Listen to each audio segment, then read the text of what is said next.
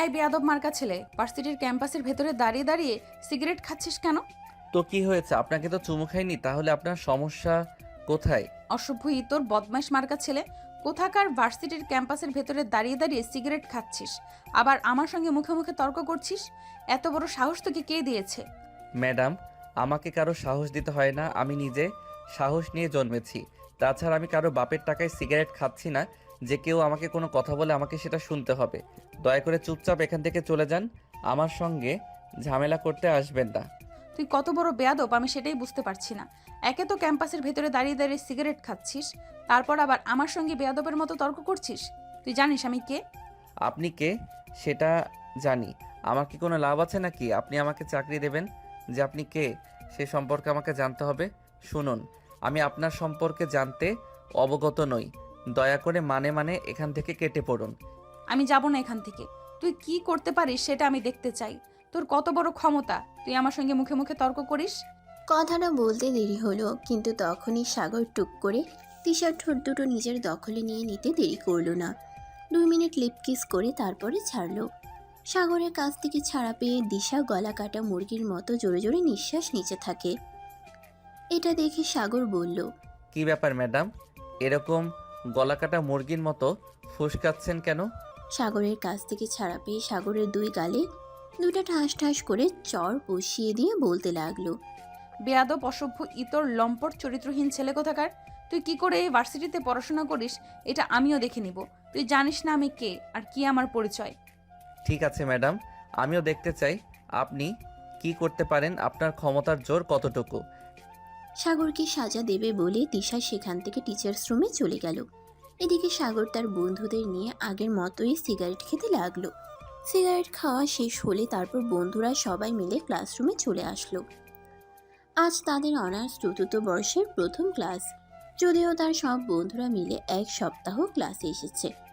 আসলে সব বন্ধুরা মিলে একটু ঘুরতে বের হয়েছিল। পড়াশোনার চাপে পড়ে তাদের তো কখনোই সেরকমভাবে ঘোরাঘুরি করা হয়ে ওঠে না। তাই অনার্স দ্বিতীয় বর্ষের পরীক্ষা শেষ হলেই সব বন্ধুরা মিলে ঘুরতে চলে গিয়েছিল। আর সেখানে গিয়ে প্রায় তারা 15 দিনের মতো কাটিয়ে দিয়েছে। আসলে সব বন্ধুরা মিলে এক জায়গায় ঘুরতে গিয়েছে, তাদের সেখান থেকে আর আসতেই মন চাইছিল না। আর তারা যেখানে ঘুরতে গিয়েছিল সেই এলাকাটা ছিল সাগরের নানার বাড়ি। তাই তারা ঘোরাঘুরি শেষ করে নানার বাড়িতে চলে গিয়েছিল। আর এটা ছিল সাগরের প্রায় 7 বছর পর নানার বাড়িতে যাওয়া। তাই নানার বাড়ির লোকজন তাদেরকে আসতেই দিচ্ছিল না।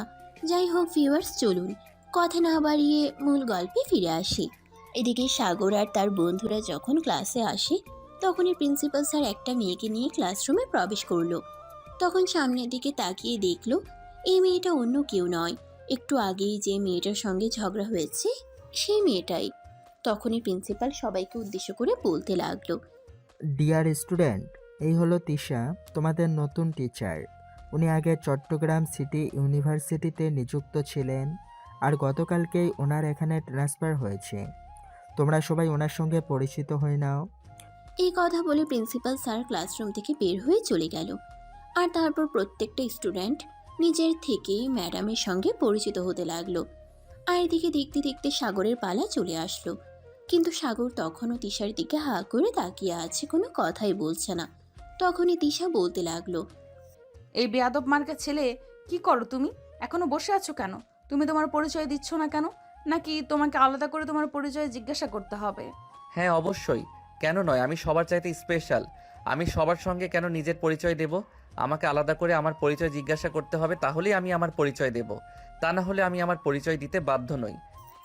এই কথা বলে সাগর পূর্বের ন্যায় বসেই রইল। এদিকে সাগরের এরকম বেয়াদব মার্কা আচরণ দেখে তিশা অনেকটাই রেগে গেল। আর তখনই সাগরের সামনে এসে দাঁড়িয়ে তার শার্টের কলার ধরে টেনে দাঁড় করালো। আর তারপরেই বলতে লাগলো, আমার ক্লাসে কোনো বেয়াদব মার্কা ছেলের জায়গা নেই। তুই এক্ষুনি ক্লাস থেকে বের হয়ে চলে যা। আমি তোর চেহারাটাও এখানে দেখতে চাইছি না। ম্যাডাম, আপনি আমার শার্টের কলারটা ছাড়ুন, আর তারপর কথা বলুন আমার সঙ্গে। কেউ খারাপ আচরণ করলে আমার কিন্তু মাথা একদম ঠিক থাকে না। চটকনা মেরে একদম তোর সব কটা দাঁত ফেলে দিব, আর বেয়াদবি বের করে দিব। টিচারের সঙ্গে কিভাবে কথা বলতে হয় এটা তোর ফ্যামিলি থেকে তোকে শিক্ষা দেয়নি নাকি? শেষবারের মতো বলছি, আপনি আমার ফ্যামিলি নিয়ে কথা বলবেন না। এখানে আমি পড়াশোনা করতে এসেছি, আমার ফ্যামিলি আসে না। তাছাড়া আমি তো আপনাকে বললাম আপনি আমার শার্টের কলারটা ছেড়ে তারপর আমার সঙ্গে কথা বলুন, কিন্তু আপনি তো আমার কোনো কথাই শুনছেন না। কিন্তু এদিকে তিশা সাগরের কথায় কোনো পাত্তা না দিয়ে সাগরের শার্টের কলার ধরে টানতে টানতে ক্লাসরুমের বাইরে নিয়ে আসলো। আর তখনই প্রিন্সিপাল স্যার সেদিক দিয়েই যাচ্ছিলেন। এরকম কর্মকাণ্ড দেখে প্রিন্সিপাল স্যার সেখানে আসলেন আর বলতে লাগলেন, কি হয়েছে তিশা, তুমি সাগরের শার্টের জন্য বাইরে নিয়ে আসতে কেন? সাগর কি কিছু করেছে নাকি? এই কথা আপনি আমাকে জিজ্ঞেস করছেন কেন? আপনি এই কথাটা আপনার বেয়াদব মার্কা ছাত্রকে জিজ্ঞেস করেন যে আমার সঙ্গে কি করেছে। আমি ভাবতেই পারছি না আমি কিনা শেষে এমন একটা ভার্সিটিতে চাকরি নিলাম যেখানে কিনা প্রত্যেকটা স্টুডেন্ট চরম বেয়াদব। সাগর, তুমি ম্যাডামের সাথে কি করেছো? ম্যাডামের খেপে গেল কেন? স্যার আপনি বিশ্বাস করুন, আমি ম্যাডামের সঙ্গে সেরকম কিছুই করিনি। ম্যাডাম সবাইকে পরিচয় জিজ্ঞাসা করছিল, কিন্তু আমাকে জিজ্ঞাসা করেনি, তাই আমি ম্যাডামের কাছে আমার পরিচয় দেইনি। ব্যাস এইটুকুই। ম্যাডাম, এখানে তো আমি সাগরের কোনো দোষ দেখতে পাচ্ছি না। আপনি যদি তাকে জিজ্ঞেস করতেন তাহলে অবশ্যই সে আপনাকে বলতো। আপনি তাকে জিজ্ঞেস করেননি বিদায় এই তো সে আপনাকে কিছু বলেনি। তাহলে আপনি ওর সঙ্গে এরকম আচরণ কেন করছেন? কিরে, তুই স্যারের সঙ্গে মিথ্যা কথা বলছিস কেন? আমার নামে বদনাম করতে চাইছিস তাই না? দেখুন স্যার, আমি যা বলছি একদম সত্যি কথাই বলছি। শেয়ার কর, আমার সঙ্গে বেয়াদবি করেছে। না স্যার, একদমই সেরকমটা নয়। আপনি তো আমাকে খুব ভালো করেই জানেন আমি কি ম্যাডামের সঙ্গে বেয়াদবি করতে পারি? আমি কি বেয়াদবি করার মতো ছেলে? ম্যাডাম, সাগর যথেষ্ট ভদ্র ফ্যামিলির ছেলে, সে কখনো বেয়াদবি করতেই পারে না। তাই আপনি তার নামে মিথ্যা বলা থেকে বিরত থাকুন। এই কথা বলতে বলতে প্রিন্সিপাল স্যার সেখান থেকে চলে গেল। আর তখনই তিশার রাগে গজগজ করতে করতে বলল, তুই তো আচ্ছা পোল্টিবাজ মার্কা ছেলে, আমার সঙ্গে এরকম আচরণ করলে আর প্রিন্সিপাল স্যারের সামনে একদম ধোয়া তুলসী পাতা হয়ে গেলি। ম্যাডাম, এটাই তো পলিটিক্স। আমি আপনার সঙ্গে বেয়াদবি করব বলে স্যারের সঙ্গেও বেয়াদবি করবো, এতটা বোকা আমি নই। বুঝতে পেরেছো জান? এই বলে সাগর তিশার গালে আলতো করে একটা ভালোবাসার পরশ রেখে দিয়ে সেখান থেকে চলে যেতে লাগলো। আর তখনই পেছন থেকে তিশা সাগরের কলার ধরে ফেলে আর তার হাত ধরে পিছন দিকে ঘুরিয়ে তার গালে ঠাস ঠাস করে দুটো চড় মেরে, তুই কি নিজেকে খুব কিছু মনে করেছিস নাকি? শোন, তুই যদি নিজেকে খুব কিছু মনে করে থাকিস তাহলে আমি তোকে একটা কথা মনে করিয়ে দিচ্ছি। তুই যদি ডালে ডালে চলিস তাহলে আমি পাতায় পাতায় চলি। তুই কি ভেবেছিস প্রিন্সিপাল স্যারের কাছে তোর নামে বিচার দিতে পারবো না বলে আমি তোর বিশ্বাস করতে পারবো না? ভুলে যাস না, আমি তোর টিচার। এই বলে তিশা সেখান থেকে চলে গেল। আর সাগর সেখানে দাঁড়িয়ে গালে হাত বোলাতে লাগলো। আর তখনই সাগরের বন্ধু বিজয় সেখানে এসে উপস্থিত হয়। আর সাগরকে এভাবে গালে হাত বুলাতে দেখতে পেয়ে বিজয় সাগরকে প্রশ্ন করে, কি ব্যাপার দোস্ত, কি হয়েছে? তুই এভাবে তোর গালে হাত বোলাচ্ছিস কেন? কেন গালে হাত বোলাচ্ছি এটা বুঝতে পারছিস না? ম্যাডাম আমার গালে কিস করেছে। আরে দোস্ত, এসব কি বলছিস? তোর কি মাথা খারাপ হয়ে গেছে নাকি? ম্যাডাম তোকে কিস করতে যাবে কোন দুঃখে?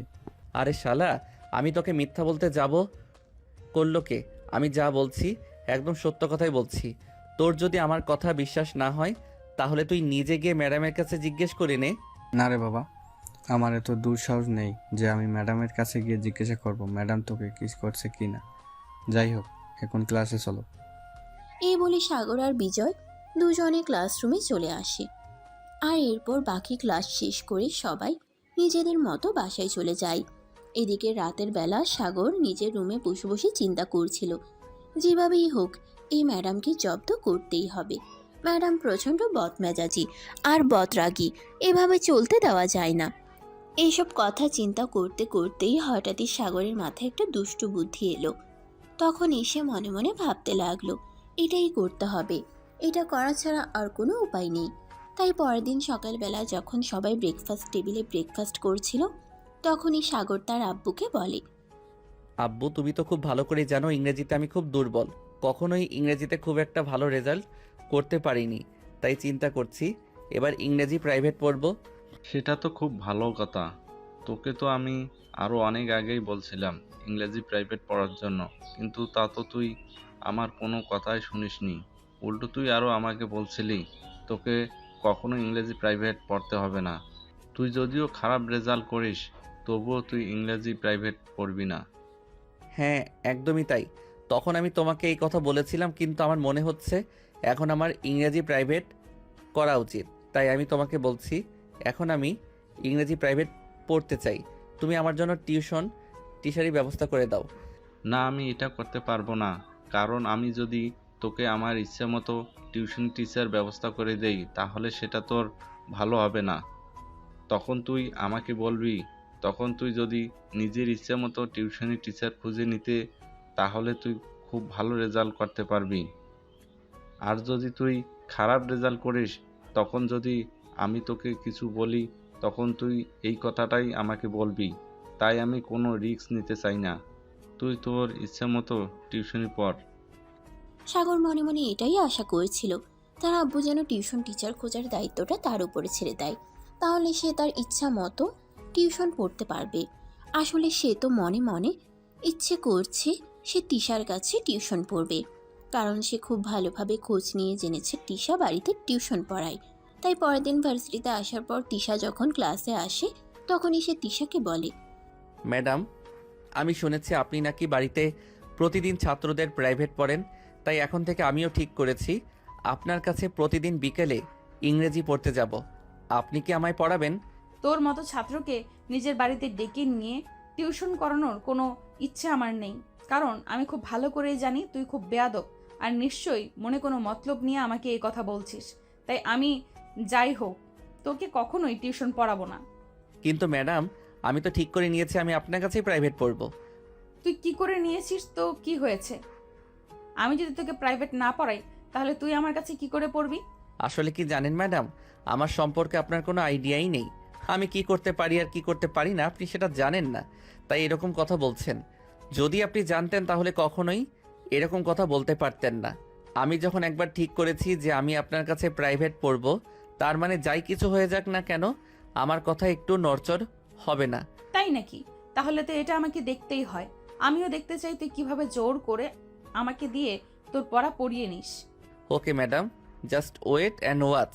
এই বলে সাগর ক্লাসরুম থেকে বের হয়ে চলে যাচ্ছিল, তখনই পিছন থেকে তিশা বলতে লাগলো, এই ইডিয়েট, আমি ক্লাসে ক্লাস করাচ্ছি, তুই আমার সঙ্গে কোনো কথা না বলে আমার কাছ থেকে কোনো অনুমতি না নিয়ে চুপচাপ ক্লাসরুম থেকে বের হয়ে চলে যাচ্ছিস কেন? কি সমস্যা তোর? কেন ম্যাডাম, আপনি কি আমার বিয়ে করা বউ নাকি যে আমি কোথাও গেলে আপনাকে বলে যেতে হবে? ভুলে যাবেন না আপনি আমার টিচার। আপনি আপনার সীমানা পর্যন্ত সীমাবদ্ধ থাকবেন। আমি ভুলে যাব কেন? আমি তো টিচার, আর এখানে আমি তোর ক্লাস করাচ্ছি। তুই আমার সঙ্গে কোনো কথা না বলে আমার কাছ থেকে অনুমতি না নিয়ে তুই বের হয়ে যাচ্ছিস। যাবই তো। আপনি যখন আমাকে প্রাইভেট পড়াতে পারবেন না তাহলে আমি আপনার ক্লাস কেন করব?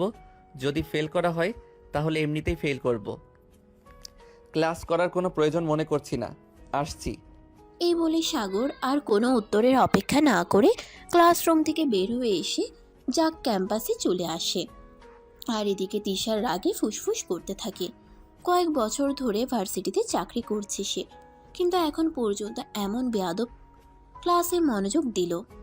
কয়েক বছর ধরে ভার্সিটিতে চাকরি করছে সে, কিন্তু এখন পর্যন্ত এমন বেয়াদব মার্কা ছেলে জীবনেও একটি দেখে নাই। যাই হোক, সে ক্লাসে মনোযোগ দিল আর তারপর ক্লাস শেষ করে নিজের কেবিনে চলে আসে। তিশা কেবিনে বসে বসে কিছু কাগজপত্র নাড়াচাড়া করছিল, আর তখনই সাগর এসে সেখানে উপস্থিত হয়। সাগর কেবিনে প্রবেশ করা মাত্রই তিশা দাঁড়িয়ে গিয়ে রাগে গজগজ করতে করতে বলল, কিরে, কি সমস্যা তোর? তুই এখানে এসেছিস কেন? তোকে না বললাম আমার অনুমতি ছাড়া কখনোই আমার কেবিনে আসবি না? ম্যাডাম, এটা টিচার্স কেবিন, এখানে স্টুডেন্টরা আসতেই পারে। এটা আপনার বেডরুম নয় যে আপনার সঙ্গে বিছানায় যেতে হলে আপনার অনুমতি নিতে হবে। কথাটা বলা মাত্রই তিশা হাত গুছিয়ে সাগরকে থাপ্পড় দিতে যাবে, আর তখনই সাগর তার হাতটা ধরে ফেলে আর হাতে টান দিয়ে তিশাকে নিজের বুকের সঙ্গে মিশিয়ে নেয়। আর তখনই তিশা কিছু বলার আগেই সাগর তার ঠোঁট দুটো নিজের দখলে নিয়ে ইচ্ছে মতো কিস করতে থাকে। প্রায় 5 মিনিট ধরে কিস করার পর সাগর তিশাকে ছেড়ে দেয়, আর তখনই তিশা জোরে জোরে নিঃশ্বাস নিতে নিতে বলতে থাকে, এই কি হলো? তুই আমাকে কিস করলি কেন? আমাকে কিস করার মতো দুঃসাহস তুই কোথায় পেয়েছিস বল আমাকে। খুব জান পাখি, তোমাকে না বললাম আমাকে দোষ পেতে হয় না। আমি দুঃসাহস নিয়েই জন্ম নিয়েছি। আমার ভিতরে যেটা আছে পুরোটাই কলিজা, সো আমাকে কোনো ভয় দেখাবে না। তোকে তো আমি দেখে নিব। দেখছো না কেন বেবি? আমি তো তোমার সামনেই দাঁড়িয়ে আছি। আমাকে ইচ্ছে মতো দেখো, আর চাইলে তুমিও আমাকে আদর করতে পারো। আমি তোমাকে কিন্তু একবারও না করব না। তোমার মতো সুন্দরী মেয়ে মানুষ আদর করলে আমার খুব ভালো লাগবে। কি? তোর বদমাস চরিত্রহীন লম্পট, তুই এক্ষুনি আমার কেবিন থেকে বের হয়ে চলে যা, তা না হলে তোর সঙ্গে এরকম কিছু হবে যেটা তুই কল্পনাও করতে পারবি না। আমি তো চাই তুমি আমার সঙ্গে সেরকমটাই করো, কারণ তুমি যাই কিছু করো না কেন এই ভার্সিটিতে তুমি আমার নামে বিচার দিয়ে কোনো বিচার পাবে না, কারণ কোনো টিচার্স তোমার কথা বিশ্বাস করবে না, কারণ তারা সবাই খুব ভালো করেই জানে আমি খুবই ভদ্র আর ভালো ছেলে। ওরা তোর সম্পর্কে এতদিন ধরে ভুল কিছু জেনে এসেছে, ওরা ভুল ভাবছে। আসলে ওরা তোর আসল রূপটা জানে না। আমি তোর আসল রূপ সবার সামনে এনে দেব, আর সবার সামনে এটা প্রমাণ করে দিব যে তোর চরিত্র ঠিক নেই। ট্রাই করতে পারো বেবি, তাতে কোনো লাভ হবে না। এই, তুই আমাকে বেবি বলছিস কোন দুঃখে? কেন? বউ বললে বেশি খুশি হবে নাকি? বউ বললো যে তুমি বেশি খুশি হও, তাহলে এখন থেকে তোমাকে বউ বলেই ডাকবো। I say just get out. আমি তোর চেহারাটাও দেখতে চাচ্ছি না। আমার এখন কিন্তু প্রচন্ড পরিমাণ রাগ হচ্ছে। মেয়ে মানুষের এত রাগ থাকতে নেই বেবি, তুমি এখন শান্ত হও, আমি তোমাকে আর জ্বালাবো না। এই যে চলে যাচ্ছি, তবে যখন আমার আদর খেতে ইচ্ছে করবে তখন আমি আবার চলে আসবো। জানো বেবি, তোমার ঠোঁট দুটো কিন্তু সেই মিষ্টি, আমার কিন্তু হেব্বি লেগেছে। কি? তোর বদমাস চরিত্রহীন লম্পট, জাস্ট বেরিয়ে যায় এখান থেকে। সাগর তখন শয়তানি মার্কা একটা হাসি দিয়ে সেখান থেকে বের হয়ে চলে গেল। আর তিশা রাগে ফুসফুস করতে লাগলো। সে কি করবে কিছুই ভেবে পাচ্ছে না, কারণ প্রিন্সিপাল স্যারের কাছে বিচারপতি সেরকম কোনো লাভ হবে না, কারণ প্রিন্সিপাল স্যার কখনোই সাগরের ব্যাপারে এসব কথা বিশ্বাস করবে না। প্রিন্সিপাল সাগরকে অন্ধের মতো বিশ্বাস করে, তাই যাই করার সাথেই করতে হবে, এমনটা চিন্তা করছিল তিশা। আর তখনই ছুটির ঘন্টা ভেজে গেল। সবাই ক্লাসরুম থেকে বের হয়ে বাড়ি যাওয়ার উদ্দেশ্যে রওনা দেয়।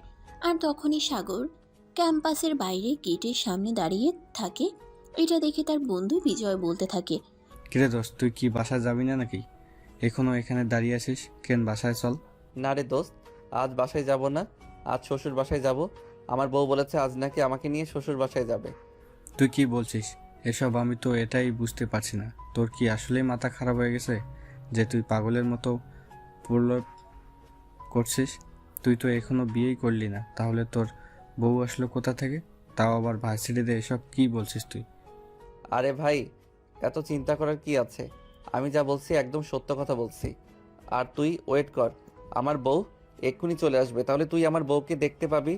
আর আমার কথা তোকে বিশ্বাস না হয় তাহলে তুই আমার বউকে জিজ্ঞাসা করে নিশ্চয়ই আমার বউ হয় কিনা। হ্যাঁ, সেটাই তো করতে হবে, এটা ছাড়া তো আর কোনো উপায় নেই। কারণ আমার মনে হয় তোর মাথা পুরোপুরি নষ্ট হয়ে গেছে, তোর মুখে যা আছে তুই তাই বলে যাচ্ছিস। এভাবে দুজনের মধ্যে কথা চলছিল। তখনই তিশা ভার্সিটির গেটের সামনে আসতেই সাগর তিশাকে উদ্দেশ্য করে বলতে থাকে, জান আমি এদিকে চলে আসো। এই কথা শুনে তিশা একবার আশপাশ তাকালো, তার চারপাশে কাউকেই দেখতে পেল না। তখন সে সাগরের দিকে এগিয়ে এসে বলতে লাগলো, এইসব তুই কি বলছিস? তোর কি আসলে এই মাথা খারাপ হয়ে গেছে নাকি? একদম চর মেরে তোর সব কটা দাঁত ফেলে দেব বলে দিলাম। তুই আমাকে জান বলছিস কেন? আরে বউ জামাই কিভাবে মেজাজ দেখাতে হয় না, তাছাড়া জামাইকে যদি তোমার মেজাজ দেখাতেই হয় তাহলে বাসায় দেখিও, এটা রাস্তা, এখানে মেজাজ দেখিও না। সবাই তোমাকে খারাপ বলবে, বলবে মেয়েটার চরিত্রে ঠিক নেই, জামাইয়ের সঙ্গে যা ইচ্ছা তাই ব্যবহার করে। আমার চরিত্র ঠিক নেই তো মানুষের কি হয়েছে? আমি যা ইচ্ছা তাই করব, তাতে কারোর কোনো সমস্যা থাকলে তাহলে সেটা নিজের চোখ আর কান দুটোই বন্ধ করে রাখো। তাছাড়া তুই আমাকে বউ কেন বলছিস? আমি তো সেটাই বুঝতে পারছি না। আরে বাবা, বউকে বউ বলবো না তো ভাবি বলবো নাকি? আমি তো সেটাই বুঝতে পারছি না। তুমি আমার বউ, তাহলে তো তোমাকে আমি বউ বলেই ডাকবো, তাই নয় কি? তোর সঙ্গে আমার কবে বিয়ে হয়েছে? আমি বউ হলাম কবে থেকে তোর? বিয়ে হয়নি তো কি হয়েছে? বিয়ে হবে তো, তাই তোমাকে আগে থেকে বউ বলে ডাকার অভ্যাস করেছি, যাতে পরে ডাকতে সমস্যা না হয়। আগে থেকে প্র্যাকটিস করে রাখছি, বুঝতে পেরেছো বউ? তোর প্র্যাকটিসের খাতায় আগুন। আমি মরে গেলেও জীবনেও তোর মতো বদমাইশ, এই তোর চরিত্রহীন লম্পট ছেলেকে কখনোই বিয়ে করব না। তুই আমার চোখের সামনে থেকে সর। আমি বাসায় যাওয়ার সময় হয়ে গেছে। বাসায় ফিরতে দেরি হলে আমার আম্মু আমার জন্য চিন্তা করবে। তাছাড়াও বাসায় গিয়ে আমার কাজ আছে, আমার স্টুডেন্টরা এসে বসে থাকবে, আমি তাদেরকে পড়াবো। উফ বউ আমার, তুমি স্টুডেন্ট পড়াতে গিয়ে তুমি তোমার জামাইকে ভুলে যাচ্ছ। তোমার জামাইকে তো পড়াতে হবে। তুমি যদি তোমার জামাইকে না পড়াও তাহলে তোমার জামাইকে পড়াবে কে? তাই বলছি কি চুপচাপ বাইকে উঠে বসো, আমি তোমাকে নিয়ে আমার শ্বশুর বাসায় চলে যাচ্ছি। তারপর না হয় প্রাইভেট পড়া শেষ হলে আমি আমার নিজের বাসায় চলে আসব, তোমাকে আমার শ্বশুর বাসায় রেখে। দেখ, এখন কিন্তু খুব মেজাজ খারাপ হচ্ছে। তুই এমন কিছু করবি না যাতে আমি রাস্তার মধ্যে তোর গায়ে হাত তুলতে বাধ্য হই। আর সেটা তোর জন্য, আমার জন্য, কারোর জন্যই কিন্তু খুব একটা ভালো হবে না। আমার সঙ্গে ভালো কিছু হোক সেটা আমি চাইও না, তাই তোমার যা ইচ্ছে তুমি তাই করতে পারো। কারণ কি জানো তো, তুমি কোনো একটা ঝামেলা হলে সেখানে কিন্তু ছেলের দিকে খুব একটা আঙুল তোলা হয় না, মেয়েদের দিকেই কিন্তু খুব বেশি আঙুল তোলা হয়। তাই তুমি নিজেই ঠিক করে নাও কোনটা করবে তুমি। কি সমস্যা তোর? তুই আমার কাছে কি চাস বল তো শুনি। আদর, ভালোবাসার, যত্ন সব কিছু তোমাকে আমি আমার বউ বানাতে চাই, ব্যাস সেইটুকুই, এরপর আর কিছু চাই না আমার। এই আশা পূর্ণ হবে না তোর, এই আশার গুড়ে বালি। এখন চুপচাপ মানে এখান থেকে কেটে পড়তো, তা না হলে কিন্তু তোর সঙ্গে কি হবে আমি এটাই কল্পনা করতে পারছি না। বাসর হলেও আমার সমস্যা নেই, আমার সঙ্গে এভাবে কথা বলতো, তাড়াতাড়ি চলো শ্বশুরবাড়ি। দেখ, আমি তোকে একদম সত্যি কথা বলছি, এখন কিন্তু আমার খুব বেশি মেজাজ খারাপ হচ্ছে। আর আমার মেজাজ খারাপ হলে আমি কি করি তার কিন্তু কোনো গ্যারান্টি নিতে দয়া করে পারছি না। দয়া করে এখান থেকে চলে যা আর আমাকে আমার মতো থাকতে দে। লক্ষ্মী বউ আমার, তুমি আমার সঙ্গে এরকম করো না। তুমি আমার সঙ্গে এরকম করলে আমার একটু ভালো লাগে না। চলো না আমাকে শ্বশুরবাড়ি নিয়ে। এই কথা বলেই সাগর তিশার হাতটা ধরে টান দিয়ে তার বাইকে উঠে বসায় আর সঙ্গে সঙ্গে বাইক স্টার্ট করে। এদিকে আর একটুর জন্য তিশা পড়ে যাচ্ছিল, তাই তিশা কোনো রকমে সাগরের হাতটা ধরে নেয়। এদিকে সাগর একটানে একদম তিশার বাসার সামনে এনে দাঁড় করলো। তিশা বাইক থেকে নেমেই বলতে লাগলো, কি রে, কি ব্যাপার? আমি তো কিছুই বুঝতে পারলাম না। তুই আমার বাড়ির ঠিকানা জানিস কি করে? আর জানে তো অবাক হবার কি আছে? শ্বশুরবাড়ির ঠিকানা কি কারোর অজানা থাকে নাকি? আমি নিজে নিজে তোমার বাড়ির খোঁজই নিয়েছিলাম, তাই তো ঠিকঠাক মতো চলে আসতে পারলাম। বলো, আমি একদম ঠিক কাজ করেছি তো? ডিম করেছিস, আমি খুব ভালো করেই বুঝতে পারছি। তুই প্রত্যেক দিন আমাকে ফলো করতি, আর ফলো করতে করতে তুই আমার বাসার ঠিকানা জেনে গেছিস, তাই না? তোমার যা ইচ্ছে হয় তুমি তাই চিন্তা করতে পারো, তাতে আমার কিছু যায় আসে না। তবে জান শোনা, তোমাকে একটা কথা বলি, ভালোবাসার মানুষের ব্যাপারে খোঁজ খবর নেওয়া কিন্তু খারাপ কিছু না, বরং এটা খুবই ভালো একটা ব্যাপার। এই হারামজাদা, তোকে আমি কবে বললাম আমি তোর ভালোবাসার মানুষ? ও মা, সব কথা কি মুখে বলতে হয় নাকি? কিছু কথা বুঝে নিতে হয়, তাই আমি তোমার কিছু কথা বুঝে নেওয়ার চেষ্টা করি। তুমি মুখে না বললেও মনে মনে ঠিকই আমাকে ভালোবাসো। আমি মনে মনে কেন তোর স্বপ্ন, তোকে ভালোবাসার কথা কখনো চিন্তাও করি না। তুই আমাকে নিয়ে এসব বাজে বাজে চিন্তা আর স্বপ্ন দেখা বন্ধ কর, এটা তোর জন্যই ভালো হবে। উফ জান পাখি, তুমি কি এখন আমাকে এখানেই দাঁড় করিয়ে রাখবে নাকি বাড়ির ভেতরে নিয়ে যাবে? আমার তো দাঁড়িয়ে থাকতে থাকতে একদম পা ব্যথা হয়ে যাচ্ছে। তোকে আমি কোনোদিনও আমার বাড়ির ভেতরে নিয়ে যাব না। আর তুই এক্ষুনি এখান থেকে চুপচাপ চলে যা। দেখ, এটা আমার বাড়ি, আর এখানে যদি আমার সঙ্গে সিনক্রেট করিস তাহলে এর পরিণাম খুব খারাপ হবে। আমি বুঝতে পেরেছি, তোমার সঙ্গে কথা বলে কোনো লাভ হবে না, যা করার আমাকেই করতে হবে। এই কথা বলে সাগর সেখানে আর এক মুহূর্তও না দাঁড়িয়ে হনহন করে বাড়ির ভিতরে প্রবেশ করে। এটা দেখে তিশার রাগ আরও 4 গুণ বেড়ে গেল। তিশা তাড়াতাড়ি বাড়ির ভেতরে আসে। সাগর যেই না ড্রয়িং রুমের সোফায় বসতে যাবে, অমনি তিশা তার হাতটা ধরে বলে, তোর দুইটা পায়ে ধরিতে এখানে সিনক্রেট করিস না। দেখ, এমনিতেই আমার বাবা মাকেও বেঁচে নেই, ভাই ভাবির সংসারে পড়ে আছি। এমনিতেই আমাকে প্রতিনিয়ত অনেক কথা শুনতে হয় তোর জন্য। আর কোনো ঝামেলা হোক এটা আমি চাই না। তোমাকে এখানে পড়ে থাকার কথা কে বলেছে? তুমি আমার সঙ্গে চলো, আমি তোমাকে আমাদের বাড়িতে নিয়ে যাব, আর তারপর সেখানে তুমি পার্মানেন্টলি থাকবে। তোমাকে কেউ কিছু বলবে না, আর আমার বাড়িতে তোমাকে কেউ কিছু বলার সাহস পর্যন্ত পাবে না। না, আমি কোনোভাবেই তোর সঙ্গে তোর বাড়িতে যাব না। তাছাড়া আমি তোর বাড়িতে যেতে যাব কেন? আমার বাবা মা বেঁচে নেই, তাতে কি হয়েছে? আমার ভাইয়া ভাবি তারা তো আছে, তারা আমার জন্য খুব চিন্তা করে। আমি তাদের উপর অনেক ভরসা করি। তারা আমাকে দেখে শুনে খুব ভালো ছেলের সঙ্গেই বিয়ে দেবে। তাছাড়া আমাকে যে বিয়ে করতেই হবে সেরকম কোনো বাধ্যবাধকতা আমার জীবনে নেই। আমি পড়াশোনা শেষ করেছি, চাকরি করছি, নিজে ইনকাম করছি।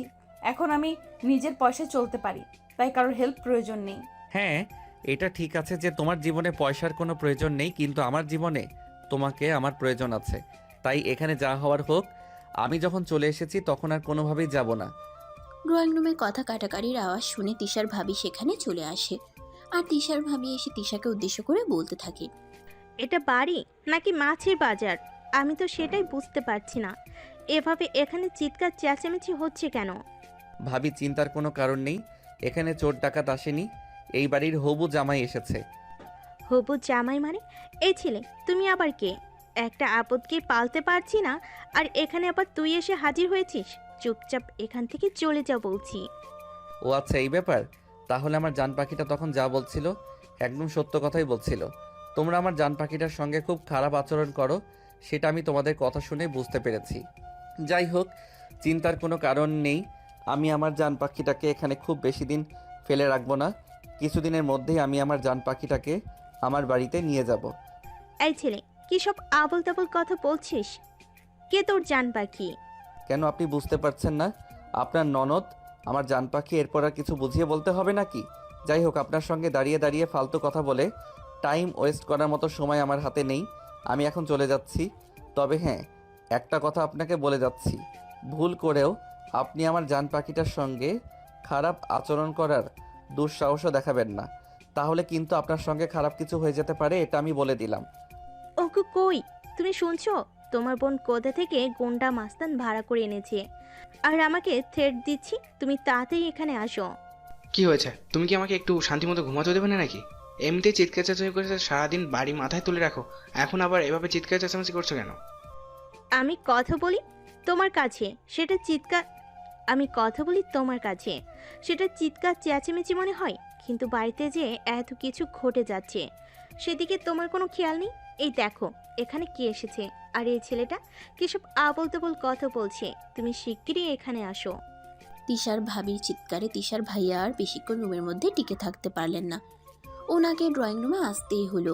সাগর ভদ্রভাবে তিশার ভাইয়াকে সালাম দেয় আর বলে, আসসালামু আলাইকুম বড় ভাইয়া, কি অবস্থা? কেমন আছেন আপনি? ওয়ালাইকুম আসসালাম। এই তো আল্লাহর রহমতে ভালোই আছে। কিন্তু তুমি কে? তোমাকে তো চিনতে পারলাম না। ইনফ্যাক্ট তোমাকে আজকের আগে কখনো দেখেছি বলে মনে হয় না। আসলে ভাইয়া, আজকের আগে কখনো তো আমি আপনাদের বাড়িতে আসিনি, আর আপনার সঙ্গে আমার দেখা হয়নি, তাহলে চিনবেন কিভাবে? যাই হোক, আপনার সঙ্গে পরিচিত হয়ে ভালো লাগলো। আর একটা কথা বলার ছিল আপনাকে, আমি আর তিশা আমরা দুজন দুজনকে ভালোবাসি। আপনি যদি পারমিশন দেন তাহলে আমি আমার ফ্যামিলিকে জানাতে পারি। ও তাই নাকি? পারমিশন দেওয়ার কি আছে? তুমি এই আপদটাকে নিয়ে এখান থেকে চলে যাও। আমি এই আপদ থেকে সহ্য করতে পারছি না। যত তাড়াতাড়ি এই আপদ আমার বাড়ি থেকে চলে যাবে, আমি ততটাই নিরাপদ আর সুস্থ থাকবো। এই চুপ করো তুমি। কি সব আবল তাবল কথা বলছো? এই সম্পত্তিতে আমার যতটুকু অধিকার, ওর স্বাভাবিক ততটুকুই অধিকার রয়েছে। তুমি কেন এই মেয়েটার সঙ্গে বারবার এরকম খারাপ আচরণ করো? মেয়েটা চাকরি করতে আজ 3 বছর ধরে, তার চাকরির সমস্ত পয়সা আমাদের সংসারের পেছনে ঢেলে দিচ্ছে, তারপরও কেন তোমার মন পাওয়া যায় না? দেখো, আমার মন পাওয়া এত সহজ ব্যাপার নয়। যাই হোক, আমি বেশি কথা বলতে চাই না। তোমার বোন যত তাড়াতাড়ি এই বাড়ি থেকে চলে যাবে, আমি তত তাড়াতাড়ি মুক্তি পাবো। আমি তোমার বোনকে একদম সহ্য করতে পারি না, সেটা তুমি তো খুব ভালো করেই জানো। তারপর কেন এত কথা ঘোরাও? ঠিক আছে ভাবি, কোনো সমস্যা নেই। তোমাকে আমার বউকে আর বেশি দিন সহ্য করতে হবে না। আমার বাবা ব্যবসার কাজে কানাডায় গেছেন, ওখান থেকে ফিরে আসলে আমি আমার বাবার সঙ্গে কথা বলবো এবং আমার বউকে আমাদের বাড়িতে নিয়ে যাব। এই ছেলে, চুপ কর তুই। সে কখন থেকে তোর বকবকানি শুনছি আমি, আর তোর বকবকানি সহ্য করতে পারছি না। দেখ, আমার জীবনটা এমনিই অনেক কষ্টের। জন্মের পর বাবা মা কি জিনিস পাইনি। ভাইয়া অনেক কষ্ট করে লালন পালন করে আমাকে মানুষ করেছে, নিজে না খেয়ে থেকেছে, কিন্তু আমাকে কখনো কষ্ট কি জিনিস বুঝতে দেয়নি। আমার বিয়ের ব্যাপারে যদি সিদ্ধান্ত নিতেই হয়, তাহলে আমার ভাইয়া দেখে শুনে তার পছন্দ মতো একটা ছেলের সাথে আমাকে হাতে তুলে দেবে। সে যদি রিক্সাওয়ালাও হয়, তাতেও আমার কোনো আপত্তি নেই। এত যখন ভাই কষ্ট বুঝিস, তাহলে এখনো এখানে পড়ে আছিস কেন? যাস না কেন এই বাড়ি থেকে? চলে যা। আমি তোর ভাইকে নিয়ে একা একা থাকতে চাই। তুই সেটা কেন বুঝিস না? চলে যা এখান থেকে। শোনো, তোমাকে আমি আরও একবার শেষবারের মতো বলছি, তুমি এরকম করো না আমার বোনের সঙ্গে। আমার বোনটা জন্মের পর মা বাবা পায়নি। আমি আমার বোনটাকে সেরকম সুখে কখনো রাখতে পারিনি। শুধুমাত্র আমার মা বাবা রেখে যাওয়া বাড়িটা ছিল বলেই আমার ভাই বোন এখনও মাথার উপরে ছাদটা পায়। তা না হলে হয়তো রাস্তাতেও আমাদের জায়গা হতো না। আর তুমি কি না আমার এই বোনটার সঙ্গে এত খারাপ আচরণ করো? যাই হোক ভাইয়া, আজ তাহলে আমি আসি। আমি আবার আসব, তবে আবার যেদিন আসবে সেদিন কিন্তু আর খালি হাতে ফিরে যাব না। আমি আমার বউকে আমার সঙ্গে নিয়ে যাব। এ কথা বলতে বলতে সাগর বাড়ি থেকে বের হয়ে গেল। আর এদিকে তিশা ড্রয়িং রুমের সোফায় বসে কান্না করছে। তখনই তার ভাইয়া তার পাশে এসে বসলো আর তার মাথায় হাত বুলাতে বুলাতে বলল, প্লিজ বোন আমার, তুই মন খারাপ করিস না। তুই মন খারাপ করে রাখলে আমার খুব খারাপ লাগে। তুই জানিস না তোর কষ্ট আমি সহ্য করতে পারি না। হ্যাঁ ভাইয়া, সেই জন্যই আমার আরও বেশি কষ্ট হয়। ভাবি তোমার সঙ্গে আমার জন্য কত খারাপ আচরণ করে। আসলে ভাইয়া, আমার মনে হয় আর এই বাড়িতে থাকা উচিত নয়। আমি বরঞ্চ কোনো মেসে কিংবা ছোট্ট একটা বাসায় চলে যাই। দেখ, আমি যতদিন বেঁচে আছি ততদিন তুই এ বাড়িতেই থাক। তাছাড়া এ বাড়িতে তোর অধিকারও রয়েছে। তাহলে তুই কেন তোর অধিকার ছেড়ে চলে যাবি? আমি চাই আমরা ভাই বোন যতদিন আছি ততদিন এ বাড়িতেই থাকবো। আদিক্ষেতা দেখে আর বাঁচি না। বুড়ো হয়ে যাচ্ছে মেয়েটা, কিন্তু এখনো বিয়ে দেওয়ার কোনো নাম গন্ধ নেই। দেখো, তোমাকে আমি শেষবারের মতো বলে দিচ্ছি, তুমি আমার বোনকে নিয়ে এসব ফালতু চিন্তা বাদ দাও। এই যে এদিকে আমার চাকরিটা চলে গেছে, আর এখন যদি আমার বোন আমাদের সংসার চালানোর জন্য টাকা পয়সা না দিয়ে, তো তখন কি করে সেটা তুমি একবার চিন্তা করে দেখেছো? তুমি তো সেটা একবারও চিন্তা করে দেখবে না, শুধু শুধু আমার বোনটাকে কথা শোনাবে। শোনো, তোমাকে বলছি, আর যদি আমার বোনের জায়গায় তোমার বোন থাকতো তাহলে কি তুমি কি করতে? একদম ভালো হবে না বলে দিচ্ছি। কিন্তু তুমি এসবের মধ্যে আমার বোনকে কেন টেনে আনছো? আমার বোন কি তোমার বোনের মতো নাকি? আমার বোন বিয়ে করে সংসার নিয়ে খুব শান্তিতে আছে। তুমি আমার বোনকে এসবের মধ্যে একদম জড়াতে যাবে না। এরপর আরো অনেকগুলো কথা শুনিয়ে দিয়ে তিশার ভাবি সেখান থেকে নিজের রুমে চলে গেলে। আর এদিকে তিশাও কাঁদতে কাঁদতে নিজের রুমে চলে আসে। এর পরের দিন সকালবেলা যখন ভার্সিটিতে গেল, তখনই সাগরের সঙ্গে তিশার দেখা হয়। সাগর তিশার পথ আগলে দাঁড়ায়।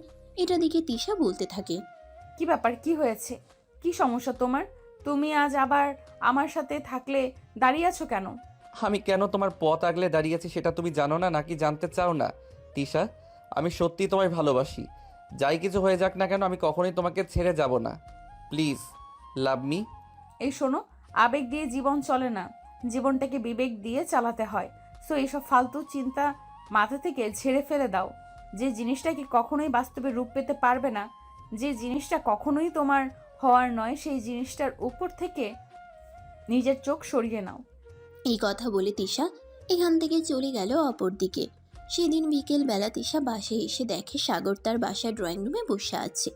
এটা দেখে তিশা আরো অনেক বেশি অবাক হয়ে যায়। সাগরকে জিজ্ঞাসা করে, কি ব্যাপার, কি হয়েছে? তুমি আমার বাসায় আজ কেন আবার এসেছো? আমি না তোমাকে বললাম তুমি আমার বাসায় আসবে না? তারপরও কেন এসেছো? তোমার কি লজ্জা শরম কিছুই নেই নাকি? লজ্জা শরম থাকবে না কেন? অবশ্যই আছে, কিন্তু ভালোবাসার কাছে সব কিছুই হার মানে। আমি তোমায় ভালোবাসি, আর কোনো কথা শুনতে চাই না আমি। প্লিজ তুমি একবার আমাকে অনুমতি দাও, তোমাকে আমি আমাদের বাড়িতে নিয়ে যেতে চাই। এখানে আর রাখতে চাই না। আমি জানি এখানে তোমার খুব কষ্ট হচ্ছে, কিন্তু তুমি কিছু করতেও পারছো না। এসব ফালতু কথা বলা বন্ধ করো। আমি আমার নিজের বাড়িতে থাকছি, এখানে আমার কোনো কষ্ট হতে যাবে কেন? তাছাড়া আমার কোনো সমস্যা হলে সেটা আমি নিজে বুঝে নেব। তোমাকে এসব নিয়ে চিন্তা করার কথা আমি কখনো বলিনি, আর কখনো বলবোও না। তুমি তোমার মতো করে এখান থেকে চলে যাও, আর আমি এতেই খুব বেশি খুশি হব যদি তুমি কোনোদিন আমার বাড়িতে না আসো। আমি তো চলে যাওয়ার জন্য আসিনি। আমি ঠিক করেছি আজ থেকে তোমার কাছে আমি প্রাইভেট পড়বো, আর তার বিনিময়ে আমি তোমার ফ্যামিলির সমস্ত খরচ চালাবো। এই দেখো, অনেক ফালতু কথা বলেছো, আর ফালতু কথা বলবে না। চুপচাপ এখান থেকে চলে যাও। তখনই সেখানে তিশার ভাইয়ের মেয়ে পলি দৌড়ে চলে আসে। পেপে, এই আঙ্কেলটা অনেকক্ষণ ধরে তোমার জন্য অপেক্ষা করছে। পলি, এটা আমার একটা স্টুডেন্ট। তুমি তো এই সময় ঘুমিয়ে থাকো, এখন এখানে এসেছো কেন? পেপে, আমার না খুব চকলেট খেতে ইচ্ছে করছে। আমি মাম্মামকে সেই কখন থেকে বলছি আমাকে চকলেট এনে দিতে, কিন্তু মাম্মাম আমাকে কিছুতেই চকলেট এনে দিচ্ছে না। ঠিক আছে, তুমি নিজের রুমে চলে যাও, আমি একটু পর তোমার জন্য চকলেট নিয়ে আসবো। আসলে আজ ভার্সিটি থেকে একটু তাড়াতাড়ি চলে এসেছি তো, তোমার জন্য চকলেট আনতে মনে ছিল না। কিন্তু কোনো চিন্তা নেই, তুমি রুমে যাও, আমি তোমার চকলেট তোমার রুমে পৌঁছে দেবো।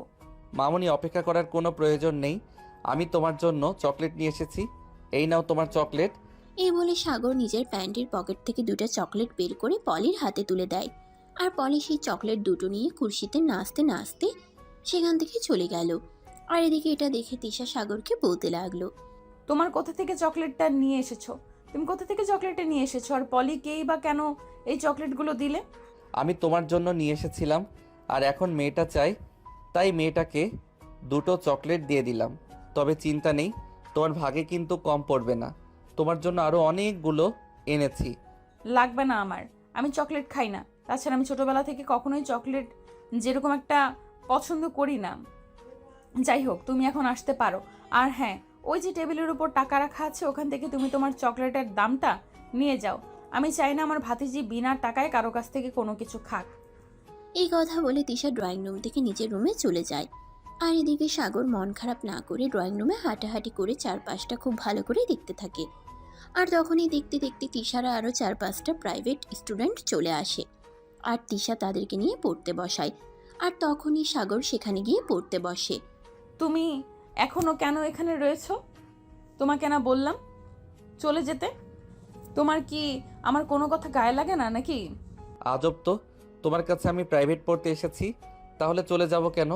তুমি যদি আর 5টা স্টুডেন্টকে প্রাইভেট পড়াতে পারো তাহলে আমাকে প্রাইভেট পড়াতে তোমার সমস্যাটা কোথায়?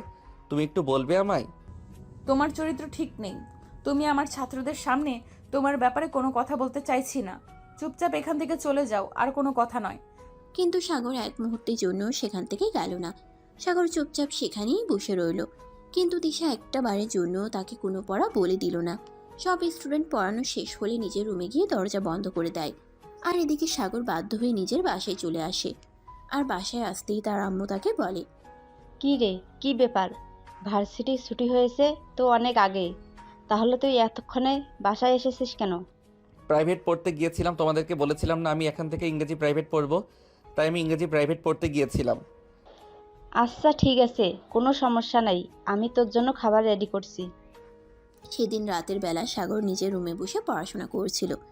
তখনই তার ছোট বোন তার কাছে একটা অঙ্ক করতে আসে। ভাইয়া, তুই কি ব্যস্ত আছিস? না, সেরকম কোনো ব্যাপার না। কেন, তোর কিছু লাগবে নাকি? আয় না, ভিতরে আয়। আসলে ভাইয়া, এই অঙ্কটা আমি বুঝতে পারছি না। তুই যদি আমাকে অঙ্কটা একটু বুঝিয়ে দিতি তাহলে একটু ভালো হতো। আমি বুঝিয়ে দিচ্ছি, আয় এদিকে। অতঃপর সাগর বোনকে অঙ্ক বুঝিয়ে দেয়। আরেকটি দেখতে দেখতে রাতের খাবারের সময় হয়ে আসে। সবাই মিলে রাতের খাবার খেয়ে তারপর ঘুমিয়ে পড়ে। এভাবেই চলতে থাকে দিনগুলো। এরপর থেকে প্রতিদিন সাগর তিশার বাসায় যেত, কিন্তু তিশা তাকে পড়াইতো আর না, অন্য স্টুডেন্ট নিয়ে ব্যস্ত থাকতো। কিন্তু সাগরের এতে কোনো কিছুই যায় আসে না। সাগরের বন্ধু তিশার পাশাপাশি থাকার প্রয়োজন ছিল, কেন জানি না সাগর তিশার পাশাপাশি থাকতে পছন্দ করত। তিশার প্রতি তার অন্যরকম একটা মায়া কাজ করত। সেদিন দুপুরবেলা হঠাৎ করে কেন জানি তার ভার্সিটিতে মন বসছিল না, তাই সে ভার্সিটি থেকে বের হয়ে বাসার দিকে যাচ্ছিল। তখনই দেখতে পায় একটা গাড়ি অ্যাক্সিডেন্ট হয়েছে, আর সেখানে একটা পিচ্চি প্রচণ্ড ব্যথা পেয়েছে। তাই সে বাইকে দাঁড় করিয়ে দৌড়ে সেখানে চলে যায়। সেখানে গিয়ে এসে দেখতে পারে পিচ্চিটা আর কেউ নয়, এটা তিশার ভাইয়ের মেয়ে পলি। সাগর এক মুহূর্তও দেরি না করে পলিকে নিয়ে হসপিটালে চলে আসে। তারপর হসপিটালে ভর্তি করায়। প্রায় 1 ঘন্টা পর পলির জ্ঞান ফিরে আসে, আর তখনই সাগর তিশাকে ফোন করে। তিশা, কোথায় তুমি? আমি জাহান্নামে আছি। কেন, তোমার কোনো সমস্যা আছে নাকি? আমি তোমাকে জিজ্ঞাসা করেছি তুমি কোথায়। তোমার সঙ্গে একটা জরুরি দরকার আছে। তুমি তাড়াতাড়ি আমাকে এটা বলো যে তুমি কোথায় আছো। আমি ভার্সিটিতে আছি। তুমি তাড়াতাড়ি করে এখনই ঢাকা মেডিকেল কলেজ হাসপাতালে চলে আসো। কেন, তুই সুইসাইড অ্যাটেম্প্ট করেছিস নাকি? দেখ, আমার এত ফালতু সময় নেই, আমি ওখানে যেতে পারবো না। আর আমি এখন ব্যস্ত আছি, দয়া করে আমাকে আর ফোন করবি না। এই কথা বলে সঙ্গে সঙ্গে তিশা ফোনটা কেটে দেয় আর নিজের ফোন সুইচ অফ করে ফেলে। এদিকে সাগর একটার পর একটা ফোন দিতেই থাকে, কিন্তু তিশা ফোন সুইচ অন করছিল না। সে মনে মনে ভাবছিল সাগর হয়তো তাকে বিরক্ত করার জন্য এভাবে একটার পর একটা ফোন দিতে চলেছে। ভার্সিটি শেষ হলে সেই বাসায় এসে তার ভাইয়ের কাছ থেকে জানতে পারে পলি এখনো বাসায় ফিরে আসেনি। তাই সে তার ভাইয়াকে বলে, এসব তুমি কি বলছো ভাইয়া? পলির স্কুল ছুটি হয় দুপুর 12টায়, আর এখন বিকাল 3টা বাজে। তোমরা এখনো চুপচাপ বসে আছো কেন? কোনো খবর নিচ্ছ না কেন? আসলে আজ আমার অফিস থেকে বের হতে একটু দেরি হয়েছিল, তাই আমি তোর ভাবিকে বলেছিলাম পলিকে যেন স্কুল থেকে নিয়ে আসে, কিন্তু তোর ভাবি আমার কথা না শুনে বাসায় বসে টিভি দেখছিল। সে নাকি আমার বাড়িতে কোনো কাজ করতে পারবে না, এমনকি আমার মেয়ে দেখাশোনা পর্যন্ত করতে পারবে না। এখন আমি কি করব বল? আশ্চর্য ব্যাপার, তোমরা কেউ মেয়েটার দেখাশোনা করতে পারবে না সেটা আমাকে বললেই তো হতো। আমি নিজেই কলেজ থেকে বের হয়ে ওকে স্কুল থেকে তুলে নিতাম। কিন্তু এখন মেয়েটা কোথায় আছে? মেয়েটার কোনো বিপদ আপদ হলো কি না, আমি তো সেটাই বুঝতে পারছি না। তোমরা কেমন বাবা মা বলো তো আমায়? দেখো, আমার সামনে একদম ভালো মানুষ সাজতে আসবে না। তোমাকে আমার খুব ভালো করে চেনা আছে। সারাদিন তো বসে বসেই খাও। মেয়েটা কি স্কুল থেকে আনা নেওয়ার কাজটুকু তো করতে পারো না কি? এতটুকু কি তোমাকে দিয়ে হয় না? চুপ করো। তুমি কে? সারাদিন বসে বসে খাই। তুমি সারাদিন বসে বসে খাও আর তোমার কোনো কাজ নেই। আমার বোন সকাল বেলা ঘুম থেকে উঠে রান্না করে তারপর ভার্সিটি যায়, তারপরও বিকেলে বাড়িতে এসে সমস্ত কাজ করে, এরপরও তোমার হয় না? করতেই তো হবে। তাতে এমন কি মহাভারত অশুদ্ধ হয়ে গেল? ভাই ভাবির ওপর বসে বসে খেতে পারবে আর এইটুকু কাজ করতে পারবে না কেন? এইটুকু কাজ করলেই তোমার বোনের হাতে ফোসকা পড়ে যায় নাকি? তুমি যদি সারাদিন বাসায় বসে থেকে আমার মেয়েটা দেখাশোনা করতে না পারো, তাহলে আমার বোনকে কেন এসব কথা শোনাচ্ছ তুমি? তোমার কোনো অধিকার নেই আমার বোনকে এসব কথা শোনানোর। তুমি যখন আমার মেয়ে দেখাশোনা করতে পারবে না, তাহলে আমার মেয়েকে জন্ম দিয়েছিলে কেন? কে বলেছে তোমাকে মা হতে? প্লিজ ভাইয়া, এইসব ঝগড়াঝাটি বন্ধ করো। আমি আর এইসব কিছু সহ্য করতে পারছি না। প্লিজ এগুলো বন্ধ করো আর আমাকে চিন্তা করতে দাও। বুঝতে পারছি না মেয়েটা এখন কোথায় আছে, কি করছে। তোমাদের জন্য আর পারছি না, আমার এগুলো আর ভালো লাগছে না। এই কথা বলতে বলতে তিশা নিজের ভ্যানিটি ব্যাগ থেকে মোবাইলটা বের করে আর সুইচ অন করতেই দেখতে পায় 782টা মিসড কল আর সঙ্গে হাজার কয়েক মেসেজ। সবগুলো এসেছে সাগরের নাম্বার থেকে। আর তখনই তিশা মেসেজটা ওপেন করতেই চক্ষু চড়ক গাছ। তিশা প্লিজ তুমি ফোনটা রিসিভ করো আর আমার সঙ্গে 1 মিনিট কথা বলো। পলির অ্যাক্সিডেন্ট হয়েছে, আমি তাকে নিয়ে ঢাকা মেডিকেল কলেজ হাসপাতালে এসেছি। তুমি প্লিজ এখানে চলে আসো। পলির জ্ঞান ফিরে এসেছে, সে তার বাবা মাকে খুঁজতেছে। মেসেজটা দেখিয়ে তিশা একটা চিৎকার করে ওঠে আর তার ভাইয়াকে ডেকে বলতে থাকে, ভাইয়া তাড়াতাড়ি রেডি হও, ঢাকা মেডিকেল কলেজ হসপিটালে যেতে হবে, পলির অ্যাক্সিডেন্ট হয়েছে। এসব তুই কি বলছিস? তোর কি মাথা খারাপ হয়ে গেছে নাকি? পলির অ্যাক্সিডেন্ট হয়েছে, তাও আবার এখন বলে ঢাকা মেডিকেল কলেজে হসপিটালে আছে? তুই এসব কখন কি করে জানলি? ভাইয়া সাগর আমাকে ফোন করেছিল, সে নাকি বলেছে ঢাকা মেডিকেল কলেজ হসপিটালে নিয়ে গেছে। এখনও তো কথা বলার সময় নেই, এখন তুমি তাড়াতাড়ি করে রেডি হয়ে নাও। আমাদেরকে যে করেই হোক তাড়াতাড়ি করে ঢাকা মেডিকেল কলেজ হসপিটালে পৌঁছাতে হবে। এই বলে তিশা আর তার ভাইয়া তাড়াতাড়ি করে হসপিটালে যাওয়ার জন্য তৈরি হয়ে নেয়। আর এদিকে সাগর পলির সঙ্গে তার কেবিনে বসে আছে। আঙ্কেল, আমি বাসায় যাব আমার মাম্মার কাছে। মাম্মাকে একটা ফোন দাও, মাম্মাকে বলো আমাকে নিয়ে যেতে। মামুনি, তোমার মামির ফোন নাম্বার তো আমার কাছে নেই। আমি তোমার পিপির নাম্বারে ফোন দিয়েছি আর তোমার পিপিকে বলে দিয়েছি এখনই চলে আসতে। আমার খুব ভয় করছে আঙ্কেল, আমি বাড়ি যেতে যাই। প্লিজ তুমি আমাকে আমার বাসায় দিয়ে আসো প্লিজ। আমার এখানে ভালো লাগছে না একটুও। তুমি একটু অপেক্ষা করো, তারা এক্ষুনি চলে আসবে। মামুনি, তুমি এখনও অসুস্থ, তুমি এখন চাইলেই বাসায় চলে যেতে পারো না। প্লিজ তুমি একটু ওয়েট করো। আমি তো অনেকক্ষণ ধরে তোমার পিপিকে ফোন করছি, তোমার পিপি আমার ম্যাচ আছে দেখতে পেলে নিশ্চয়ই এখানে চলে আসবে। তোমার চিন্তার কোনো কারণ নেই, আমি আছি তোমার পাশে। তুমি ভয় পাচ্ছ কেন? আমার একা একা খুব ভয় লাগে এখানে। আমার বাড়ির মানুষ কেউ নেই, তাই খুব ভয় পাচ্ছি। অপরদিকে রাস্তায় প্রচুর যানজট ছিল, তাই তিশা আর তার ভাইয়াকে হসপিটালে এসে পৌঁছাতে একটু বেশি দেরি হয়ে গেল। তারা যখন হসপিটালে এসে পৌঁছালো তখন আনুমানিক রাত 8টার মতো বাজে। আর এদিকে সাগর ততক্ষণ ধরে হেয়ে হসপিটালে আছে, একটা বাড়ির জন্য পলির কাছ থেকে একটুও দূরে যায়নি। তিশা আর তার ভাইয়া হসপিটালে এসে পৌঁছে সাগরকে পলির পাশে বসে থাকতে দেখতে পায়। আর এদিকে তিশা দৌড়ে এসে পলিকে জড়িয়ে ধরে আর কান্না করতে করতে বলতে থাকে, আই এম সরি পলি, তুমি প্লিজ আমাকে ক্ষমা করে দাও। আমি যদি জানতাম তুমি স্কুল থেকে একা একা বাসায় ফিরছো, তাহলে আমি সব কিছু ফেলে তোমার কাছে চলে আসতাম। কখনোই তোমাকে একা একা রাস্তায় চলাচল করতে দিতাম না। পিপি, আমি রাস্তা পার হতে যাচ্ছিলাম আর তখনই হঠাৎ কোথা থেকে একটা গাড়ি চলে আসে, আমি দেখতে পাইনি। আই এম সরি পিপি, তুমি আমাকে ক্ষমা করে দাও। আমি আর কখনোই এরকম করব না। বাসা থেকে কেউ আসতে দেরি হলে আমি অপেক্ষা করব, কিন্তু একা একা রাস্তা পার হব না। এরকম করো না মামুনি, তুমি তো জানোই তোমার আব্বু নতুন চাকরি নিয়ে যে ওখানে একটু বেশি ব্যস্ত থাকতে হয়, তাই আমি আসতে পারিনি। কিন্তু তুমি কোনো চিন্তা করো না, প্রয়োজন হলে চাকরি করবো না, কিন্তু তোমার অযত্ন আর কখনোই করবো না। প্লিজ আমাদেরকে এবার মতো ক্ষমা করে দাও।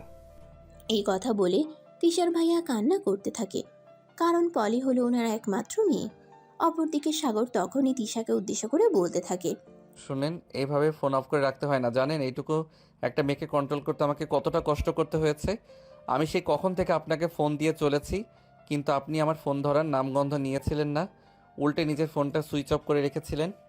আপনি এরকম কেন বলেন তো? আই এম সরি, আমার ভুল হয়ে গেছে। আসলে ক্লাস করাতে ব্যস্ত ছিলাম, তাই ফোন রিসিভ করতে পারিনি। তাছাড়া আমি ভেবেছিলাম তুমি আমাকে বিরক্ত করার জন্য ফোন করেছো, তাই আমি ফোন সুইচ অফ করে রেখেছিলাম। প্লিজ আমাকে এবারের মতো ক্ষমা করে দাও, আর কখনো এরকম করব না। ঠিক আছে, কিন্তু আপনি একটাবার চিন্তা করুন, আর যদি আমি সময় মতো ওখানে না পৌঁছাতাম তাহলে পলির কী অবস্থা হতো। তাছাড়া যদি কোনো ছিনতাইকারীর হাতে পড়ে যেত তাহলে কি হতো। সব কিছুর জন্য সরি। আমি এখন আসছি, আমাকে বাসায় যেতে হবে। বাসা থেকে অনেকক্ষণ ধরে ফোন দিচ্ছে। আমি তাদেরকে বলছি বন্ধুর সঙ্গে বাসায় পৌঁছাতে লেট হবে, তবে এখন আমাকে যেতে হবে। অসংখ্য ধন্যবাদ তোমাকে এত বড় একটা উপকার করার জন্য। সত্যিই তুমি আজ আমার অনেক বড় একটা উপকার করেছো। তুমি না থাকলে হয়তো পলির খুব বড় একটা ক্ষতি হয়ে যেতে পারতো। ধন্যবাদ দেওয়ার কিছুই নেই। আমি মানুষ হিসেবে আমার যতটুকু কর্তব্য মনে হয়েছে আমি ঠিক ততটুকুই করেছি। তবে একটা কথা আপনাদের দুজনকেই বলে রাখছি, বাচ্চার খেয়াল নেবেন, আর বাচ্চাদের খেয়াল রাখতে হয়। অসংখ্য ধন্যবাদ তোমাকে। ভাই, তুমি না থাকলে আজ আমার কত বড় ক্ষতি হয়ে যেত আমি সেটাই বুঝতে পারছি না। যাই হোক, এখন তাহলে তুমি চলে যাও, আমরা সামলে নিতে পারবো। আর হ্যাঁ, তোমাকে একটা কথা বলি, তুমি একবার সময় করে আমাদের বাড়িতে এসো, আমি তোমার সঙ্গে কথা বলতে চাই। অতঃপর সাগর তিশা আর তিশার ভাইয়ের কাছ থেকে বিদায় নিয়ে বাসায় চলে আসে। আর বাসায় আসতেই তার আম্মুর বকবকানি শুরু হয়ে গেল। এতক্ষণে নবাব আসার সময় হলো। আমি সেই বিকেল থেকে অপেক্ষা করেছি, কিন্তু এখন রাত 11টা বাজে। এতক্ষণে উনি বাসায় এসেছেন। আম্মু, তোমার কি সবসময় এভাবে বকবক করতে ইচ্ছে করে নাকি? দেখো, মানুষের তো বাইরে কোনো কাজ থাকতে পারে, তাই তো একজন মানুষ দেরি করে বাসায় আসে, আর সেজন্য তুমি এভাবে চিৎকার চেঁচামেচি করবে নাকি? এটা তো বাড়ি নাকি মাছের বাজার? চিৎকার করব না তো কি করব? আমাকে তোরা কি পেয়েছিসটা কি? আমি তো সেটাই বুঝতে পারছি না। রাত 11টা বাজে, তোর জন্য খাবার নিয়ে অপেক্ষা করতে হচ্ছে। আমার কি অন্য কোনো কাজ নেই নাকি? আমি কি তোমাকে একবারও বলেছি নাকি যে আমার জন্য খাবার নিয়ে সারা রাত অপেক্ষা করো? তুমি আমার জন্য খাবার রেডি করে নিজের রুমে চলে গেলেই তো পারো, তারপর আমি খাবার খেয়ে নিব। সাগরের আম্মু তখন কোনো কথা না বলে নিজের রুমে চলে যায়। এদিকে সাগর খাবার খেয়ে তারপর রুমে চলে আসে। ঘুমোতে যাবে তখনই হঠাৎ করে পলির কথা মনে পড়ে, তাই সে তিশার নাম্বারে ফোন দেয়। আসসালামু আলাইকুম ম্যাডাম, পলি এখন কি অবস্থা? পলি এখন কেমন আছে? ওয়ালাইকুম আসসালাম। এই তো আল্লাহ রহমতে আগের চাইতে এখন অনেকটাই ভালো আছে। তোমাকে ধন্যবাদ আমার অত বড় একটা উপকার করার জন্য। শুধু ধন্যবাদ দিলেই হবে না ম্যাডাম, আমার কিন্তু অন্য কিছু চাই। মানে আমি বুঝতে পারলাম না, তুমি আবার আমার কাছ থেকে কি চাও? কেন বেবি, তুমি কি কিছু বুঝতে পারো না, নাকি সব কিছু না বুঝেও কোনো কিছু না বোঝার ভান করে থাকো? মানে আমি সত্যিই বুঝতে পারলাম না তুমি কি বলতে চাইছো, বা তুমি কি বলতে চাও? I love you baby, do you love me? দেখো, এটা কোনোদিনই সম্ভব নয়। তোমাকে আমি কোনোদিনই ভালোবাসতে পারবো না। আর একটা সত্য কথা কি জানো, ভালোবাসা সবার কপালে থাকে না। আর সেখানে স্টুডেন্ট টিচারের ভালোবাসা তো খুবই দুর্বিষহ। দেখো, আমি অত কথা বলতেও চাই না, শুনতেও চাই না। তোমাকে আমি ভালোবাসি, এটাই সত্য। এরপর সাগর আর কিছু বলতে চাইছিল, কিন্তু তাকে সেই সুযোগটা না দিয়ে তিশা ফোনটা কেটে দেয়। আর এদিকে সাগর তিশাকে প্রায় অনেকবার কল দেয়, কিন্তু ফোন সুইচ অফ থাকার কারণে আর ফোন হয় না। তাই সাগর মোবাইলটা রেখে ঘুমিয়ে পড়ে। আর এদিকে দেখতে দেখতে 2-3 দিন সময় চলে গেল। পলি মোটামুটি সুস্থ হলে তারপর তাকে বাসায় নিয়ে আসা হয়। সেদিন বিকেলবেলা তিশাদের বাড়িতে যায় সাগর পলির সঙ্গে দেখা করার জন্য। মামুনি, তোমার এখন কি অবস্থা? কেমন আছো তুমি? এই তো আঙ্কেল, আলহামদুলিল্লাহ অনেকটাই ভালো আছি। তুমি কেমন আছো? তুমি আমার জন্য চকলেট এনেছো? আলহামদুলিল্লাহ ভালো আছি মামুনি। আর হ্যাঁ, তোমার জন্য আজ আমি অনেকগুলো চকলেট নিয়ে এসেছি। কই, আমাকে চকলেট দাও। আমাকে কয়দিন ধরে পিপি চকলেট কিনে দেয় না। আমার খুব চকলেট খেতে ইচ্ছে করছে, তাড়াতাড়ি দাও, আমি চকলেট খাবো। সাগর তখন পলির হাতে বড় একটা চকলেটের বক্স ধরিয়ে দেয়, আর পলি এগুলো খুশি মনে খেতে থাকে। আর তখনই তিশা সেখানে উপস্থিত হয়। সে সাগরকে দেখে বলতে লাগে, কি ব্যাপার, তুমি হঠাৎ আমার বাড়িতে কেন? এটা আমার শ্বশুর বাড়ি, আমি কখন আসবো না আসবো সে ব্যাপারে তোমাকে কোনো কৈফিয়ত দিতে হবে নাকি? আর তাছাড়া তুমি আমার কাছে চাইলেও আমি তোমার কাছে কোনো কৈফিয়ত দেব না। এখানে আমার যখন খুশি হবে তখনই চলে আসবো। তাছাড়া পলি মামুনি যখন রয়েছে ওর কাছে তো আসতেই পারি। জানো, আমার না বাচ্চা খুব ভালো লাগে। দেখো, তুমি এই বাড়িতে আসো এটা আমি চাই না। তাছাড়া তুমি তো খুব ভালো করেই জানো আমি কিসের মধ্যে দিয়ে যাচ্ছি। আমি আর কোনো দুর্নামের ভাগীদার হতে চাই না। সেটার জন্যই তো আমি ব্যবস্থা করতে চাইছি। আমি ভাবছি আজ আব্বু বাসায় থাকবে, আজ বিকেলে আব্বুর সঙ্গে তোমার ব্যাপারে কথা বলবো। কোনো লাভ হবে না। বড়লোকের বিগড়ে যাওয়া ছেলেকে আমি কখনোই বিয়ে করব না। তুমি অনেক বেশি আদর পেয়ে বড় হয়েছো, তাই এভাবে বিগড়ে গিয়েছো। দেখো, আমি তোমাকে তোমার ভালোর জন্য একটা কথা বলছি। নিজের জীবনটাকে আবেগ দিয়ে চালাতে যেও না, বিবেক দিয়ে চিন্তা করো। এইভাবে কথা কাটাকাটি হচ্ছিল সাগর আর তিশা দুজনের মধ্যেই। তখনই তিশার বড় ভাই আসে, সেখানে এসে উপস্থিত হয় আর সাগরকে দেখে তিশার বড় ভাইয়া বলতে থাকে। কি ব্যাপার ছোট ভাই, কেমন আছো তুমি? এই তো ভাইয়া, আল্লাহর রহমতে আর আপনাদের দোয়ায় ভালোই আছি। আপনি কেমন আছেন?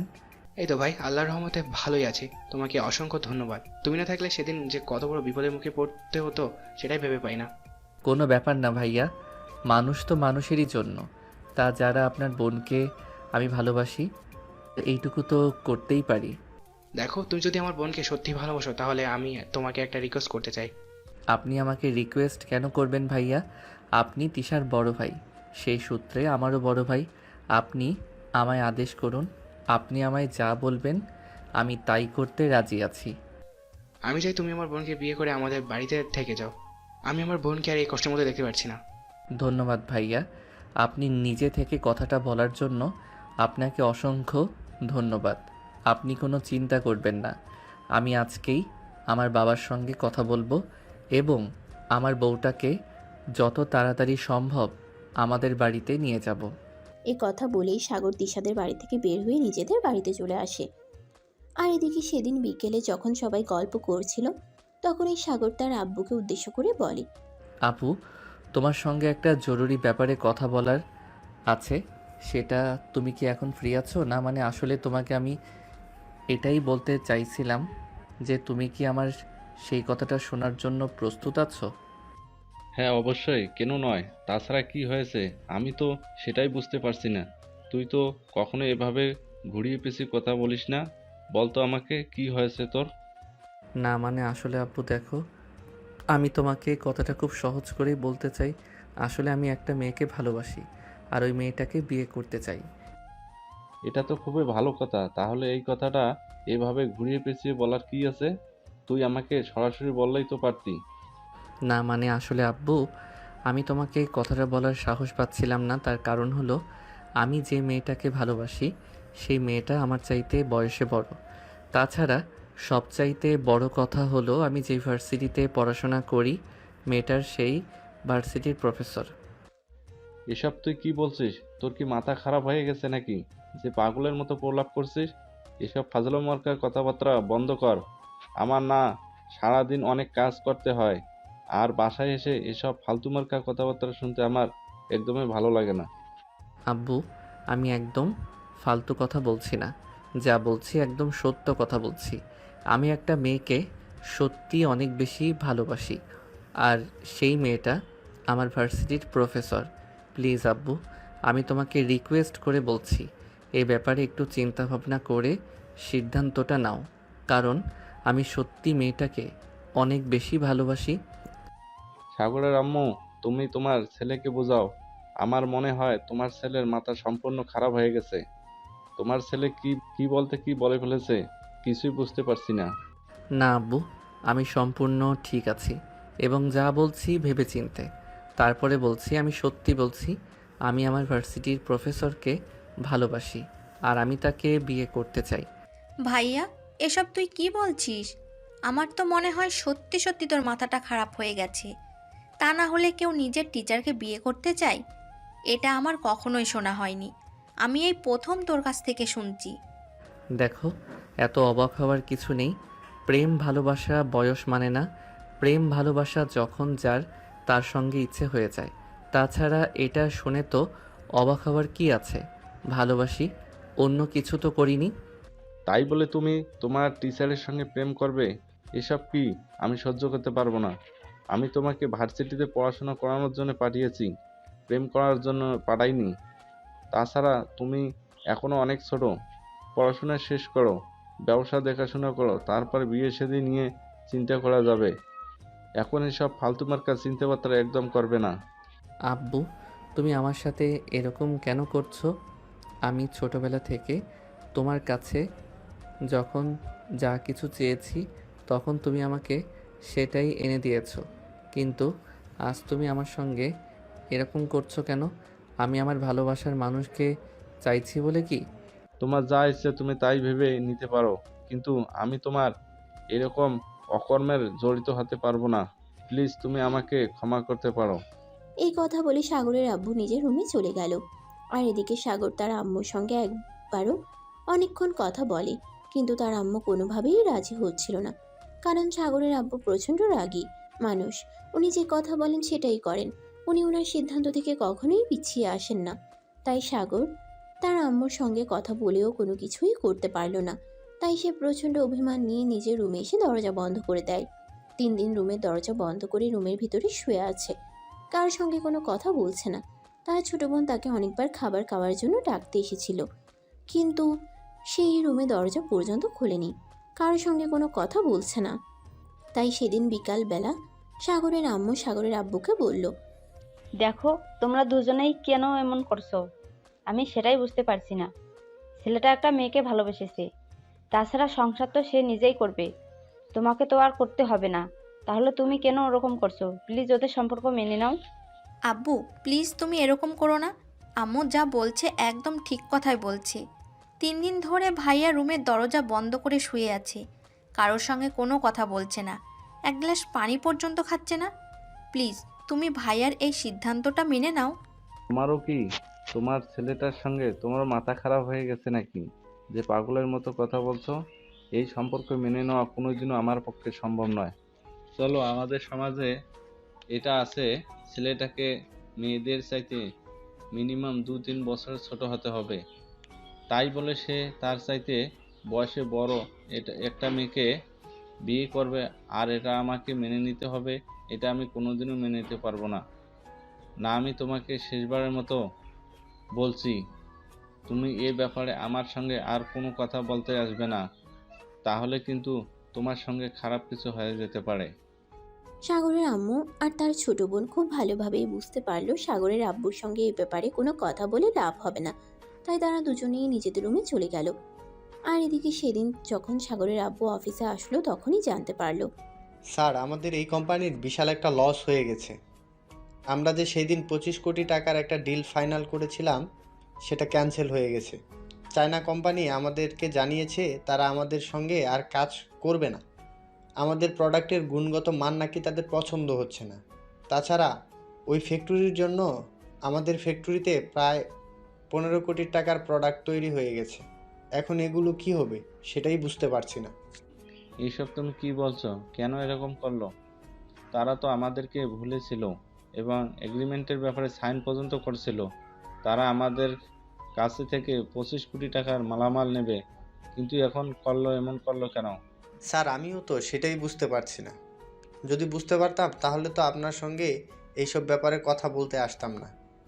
যাই হোক, আপনি কিছু একটা ব্যবস্থা করুন, তা না হলে আমাদের এই কোম্পানিকে বিশাল একটা লজের সম্মুখীন হতে হবে।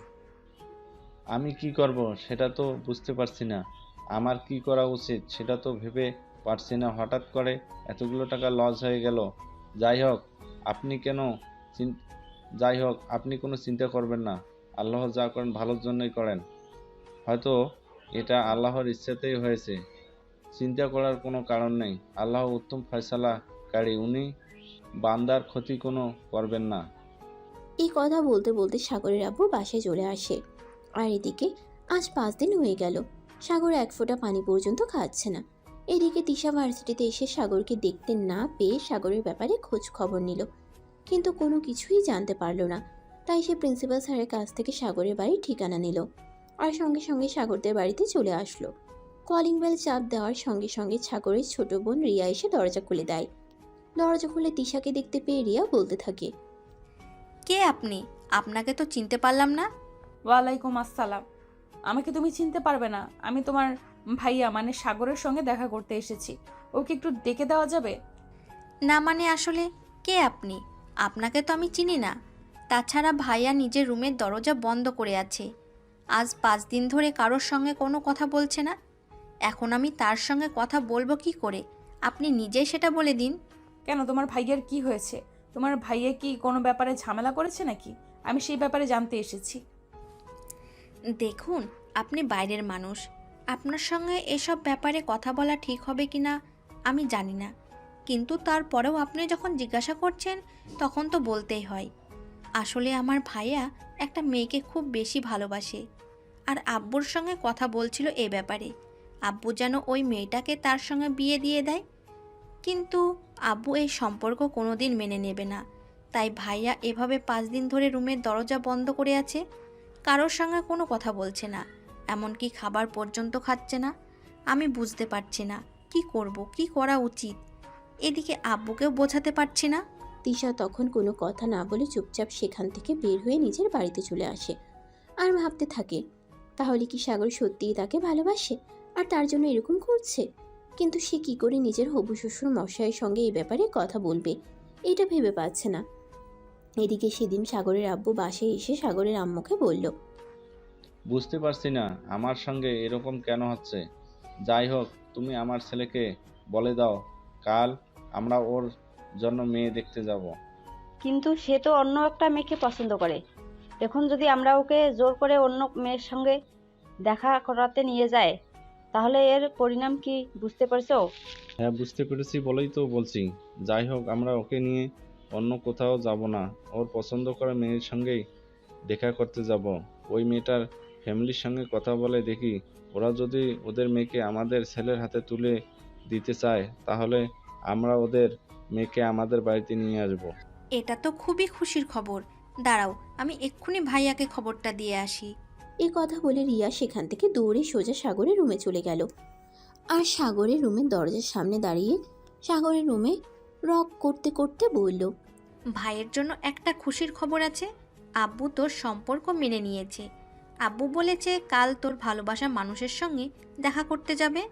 সাগর ততক্ষণ বিছানায় শুয়েছিল। রিয়ার মুখ থেকে এই কথা শুনে সে বিছানা থেকে লাফ দিয়ে উঠে আর দরজাটা খুলেই রিয়াকে জড়িয়ে ধরে বলতে লাগে, তুই সত্যি বলছিস তো?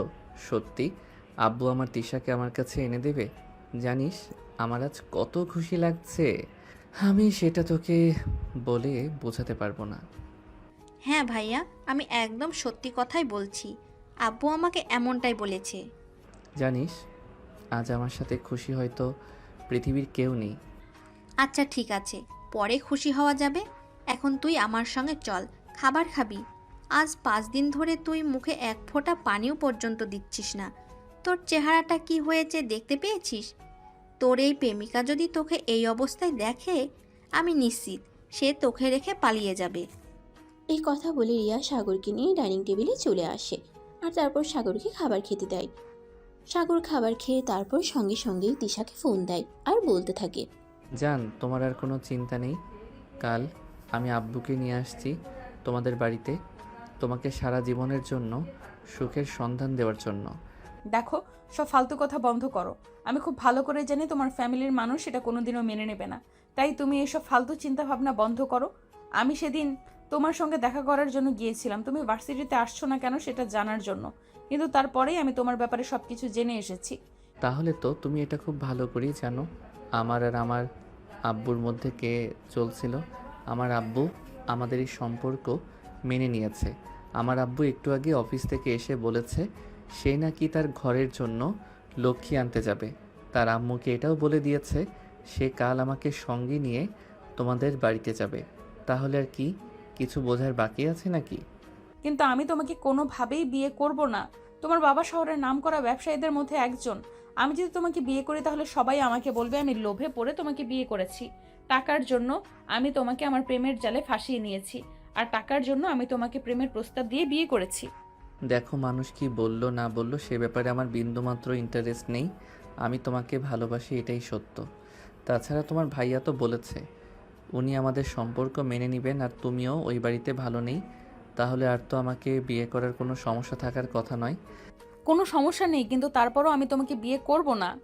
তখন তিশার হাত থেকে তার বড় ভাই ফোনটা কেড়ে নেয় আর সাগরকে বলতে থাকে, দেখো, তোমার কোনো চিন্তার কারণ নেই। আমি যে তোমাকে বলেছি আমার বোনকে আমি তোমার হাতে তুলে দেবো, তাহলে এত চিন্তা করার কি আছে? তুমি তোমার আব্বুকে নিয়ে চলে আসো। তোমার আব্বুর সাথে কথা বলে তারপর আমি দিশাকে তোমার হাতে তুলে দিতে চাই। আমি আমার বোনকে এভাবে কষ্ট পেতে আর দেখতে চাই না। তুমি প্লিজ আমার বোনটাকে একটু সুখে রাখো। আপনি কোনো চিন্তা করবেন না ভাইয়া, আপনার চিন্তার কোনো কারণ নেই। আমি আমার ভালোবাসার মানুষটাকে যথেষ্ট সুখে রাখার চেষ্টা করব, তবে বাকিটা আল্লাহ তাআলার হাতে, আল্লাহ যা চাইবে তাই হবে। আল্লাহর উপর তো আর কিছু করতে পারবো না। হ্যাঁ ভাই, সেটাই। সবকিছু আল্লাহর উপরে ছেড়ে দিতে হবে। মানুষ তো উছিলা মাত্র, সবকিছু ফয়সালা মালিক তো একমাত্র মহান আল্লাহ তাআলা।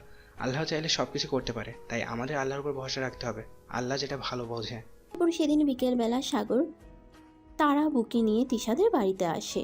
আর কথা বলার এক পর্যায়ে তিশার সঙ্গে সাগরের বিয়ের কথা। এরপর সেদিন বিকেলবেলা সাগর তার পরিবারকে নিয়ে তিশাদের বাড়িতে আসে। আর কথা বলার এক পর্যায়ে তিশার সঙ্গে সাগরের বিয়ের পাকা সম্বন্ধে ঠিক হয়। দেখতে দেখতে বেশ কিছুদিন সময় চলে যায়। আজ সাগর আর তিশার বিয়ে হয়েছে। এই মুহূর্তে তিশা সাগরের বেডরুমে বসে বসে সাগরের জন্য অপেক্ষা করছে। কিছুক্ষণের মধ্যেই সাগর বন্ধুদের কাছ থেকে বিদায় নিয়ে বেডরুমে চলে আসে আর সঙ্গে সঙ্গে দরজাটি বন্ধ করে দেয়। তিশা তখনও বিছানায় বসে আছে। এটা দেখে সাগর বলতে থাকে, কি ব্যাপার বউ, বাসরাতে স্বামীকে সালাম করতে হয়, এটা তুমি জানো না নাকি? এর থেকে যদি আমার কয়েকটা বিয়ে হতো তাহলে অবশ্যই আমার এক্সপিরিয়েন্স থাকতো। তার মানে তুমি কি বলতে চাইছো আমার এর আগে আরও কয়েকটা বিয়ে হয়েছে, তার জন্য আমি জানি? দেখো, এগুলো নিয়ম, এগুলো সবাই জানে। যাই হোক, আমি তোমাকে সালাম করতে পারবো না, কারণ আমি তোমার চাইতে বয়সে বড়। এই ব্যাপার, আচ্ছা ঠিক আছে, তোমাকে সালাম করতে হবে না। যাই হোক, চলো দুজনে নামাজ পড়বো। এখন আবার কিসের নামাজ পড়বো? আমি তো নামাজ পড়ে নিয়েছি অনেকক্ষণ আগেই। তাছাড়া তুমি খুব ভালো করে জানো আমি যাই কিছু করি না কেন, আমি নামাজের ব্যাপারে খুবই সেনসিটিভ। আমি নামাজের ব্যাপারে কখনোই অবহেলা করি না। আমি সবার মতো সবসময় নামাজ আদায় করি। সেটা আমি খুব ভালো করে জানি, কিন্তু এই নামাজ সেই নামাজ নয়। আজ আমাদের বাসার অধ্যায়, আজ আমাদের দুজনকে 2 রাকাত করে নফল নামাজ আদায় করতে হবে। আর আল্লাহর কাছে আমাদের ভবিষ্যৎ জীবনের জন্য দোয়া প্রার্থনা করতে হবে। আচ্ছা ঠিক আছে, তুমি অজু করে আসো। আমার অজু আছে, আমি একটু আগে এশার নামাজ পড়েছি। সাগর তখন কোনো কথা না বলেই চুপচাপ ওয়াশরুমে চলে গেল। আর তারপরে উঁচু করে এসে দুটো জায়নামাজ বিছিয়ে তিশাকে নিয়ে 2 রাকাত নফল নামাজ আদায় করে নিল। এদিকে সাগরের আগেই তিশার নামাজ শেষ হয়ে গেছে, তাই তিশা নামাজে রেখে বিছানায় গিয়ে ঘুমানোর প্রস্তুতি নিচ্ছে। আর এদিকে সাগর ততক্ষণে জায়নামাজটা রেখে তিশার পাশে এসে দাঁড়ায় আর বলে, কি হলো, তুমি ঘুমিয়ে যাচ্ছ কেন? তো কি করব আমি? দেখো, অলরেডি রাত 11টা বেজে গেছে, আমার খুব ঘুম পেয়েছে। আরে বাবা, সেটা না হয় বুঝলাম, কিন্তু তাই বলে এত তাড়াতাড়ি ঘুমিয়ে যাবে নাকি? আজ আমাদের বাসরাত কত বছর অপেক্ষার পর এই রাতে জীবনে একবার আসে, আর সেখানে কি না তুমি ঘুমিয়ে যেতে চাইছো? আমার ভালো লাগছে না কিছু। আমি পলিকে খুব মিস করছি, জানো? পলি সবসময় আমার সঙ্গে ঘুমায়। আজ মেয়েটা ঘুমিয়েছি কিনা সেটাই বুঝতে পারছি না। কোথায় আছে? ঠিক আছে, চিন্তার কোনো কারণ নেই। আমি কাল সকালেই বলি কি আমাদের বাড়িতে নিয়ে আসবো, আর তারপর থেকে বলি এখানেই থাকবে। কিন্তু আজকে রাতটাকে এভাবে নষ্ট হয়ে যেতে দিও না। আজ আমাদের বাসর রাত, প্রত্যেকটা মানুষের জীবনের স্বপ্নের একটা রাত। এই বলে সাগর তিশার দিকে এগোতে থাকে। আর সাগরকে এভাবে তিশার দিকে এগোতে দেখে আর এদিকে তিশা নিজেকে গুটিয়ে নিতে শুরু করে। এটা দেখে তিশাকে সাগর বলে, কি ব্যাপার, কি হয়েছে? তুমি আমাকে নিজেকে গুটিয়ে নিচ্ছ কেন? জানি না, আমার কেমন যেন আনকমফোর্টেবল লাগছে। এই প্রথমবার জীবনে আমার রুমের মধ্যে কোনো ছেলে মানুষ, তাই কেমন যেন আনইজি ফিল হচ্ছে। আরে ভাই, এতে নিজে আনকমফোর্টেবল ফিল করার কি আছে? আমি তোমার স্বামী, তোমার সঙ্গে আমার বিয়ে হয়েছে, এখন থেকে আমরা দুজনেই একসঙ্গেই থাকবো। প্লিজ, তারপরেও আমার কেমন জানি লাগছে। তুমি প্লিজ অন্য রুমে চলে যাও, আমাকে একা ঘুমাতে দাও। এই বলে তিশা সাগরকে অনেক রিকোয়েস্ট করতে লাগলো। সাগর এগিয়ে যেতেই তিশা পিছন থেকে চলে যায়। কিন্তু সাগর কি এই দিনের জন্য বিয়ে করেছে নাকি? সে বিয়ে করেছে বউ নিয়ে একসঙ্গে ঘুমানোর জন্য। তাছাড়া আজ তাদের বাসর রাত, জাগার তো আর এখন কোনো রকম রুম থেকে বের হবে না। তাই সাগর তিশার কোনো কথা না শুনেই তিশার কাছে চলে যায় আর তিশাকে নিজের বাহুডোরে আবদ্ধ করে নেয়। এ কি করছো তুমি? তুমি আমাকে জড়িয়ে ধরলে কেন? আমার কেমন যেন লাগছে। কেমন লাগছে বলো আমাকে, আমি তোমাকে ঠিক করে দিচ্ছি। এই বলে সাগর তিশাকে নিজের বুকের মধ্যে টেনে নেয় আর তিশার কপালে আলতো করে একটা ভালোবাসার পরশ এঁকে দেয়। তিশা সাগরের ছোঁয়া পেয়ে একটু কেমন যেন কেঁপে ওঠে আর বলে, ছেড়ে দাও আমাকে, আমার কেমন যেন লাগছে। কিন্তু সাগর তিশার কোনো কথাই শুনল না। তিশার হাতে দুটো বিছানার সঙ্গে চেপে ধরে তিশার ঠোঁট দুটোতে ইচ্ছে মতো কিস করতে থাকে। আর এদিকে তিশার নিঃশ্বাস ভারী হয়ে আসছিল। সে ঘন ঘন নিঃশ্বাস নিচ্ছিল, নিজেকে কোনোভাবেই যেন ঠিক রাখতে পারছিল না। প্লিজ ছেড়ে দাও না আমাকে, কেন এরকম করছো আমার সঙ্গে? তুমি আমার শরীরে টাচ করো না, আমার শরীরে কেমন যেন লাগছে। একটু সহ্য করো না, এরকম কেন করছো? প্রথমবার ইন্টিমেট হলে এরকম একটু হয়, এতে এরকম করার কি আছে?